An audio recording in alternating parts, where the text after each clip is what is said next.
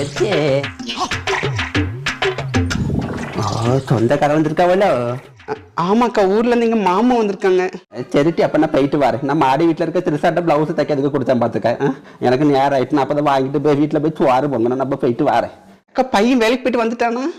அதை எம்மிட்டு நீ கேக்கா எட்டி அவனுக்கு அந்த வேலைக்கு போகிறதுக்கு பிடிக்காமையாக்கும் போயிட்டு வந்துட்டு இருக்கான். காலையில் 9 மணிக்கு போகிறவன் நைட்டு 10-11 மணிக்கு தான் வீட்டுக்கு வரான் பார்த்துக்க.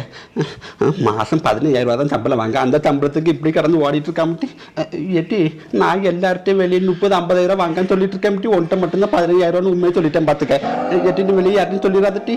எல்லாம் இந்த பொண்ணு கெட்டது கண்டு தான் இந்த வேலைக்கு போயிட்டு இருக்கான். பொண்ணு கெட்டினதுக்கு அப்புறம் அவன் பழையபடி கொஞ்ச நேரம் வேலைக்கு போயிடுவான் பார்த்துக்க. அவன் அந்த வேலைக்கு போயிட்டு இருக்கும்போதாவது 9 மணிக்கு போயிட்டு 5-6 மணிக்குள்ள கரையாறு வீட்டுக்கு வந்துடுவான்.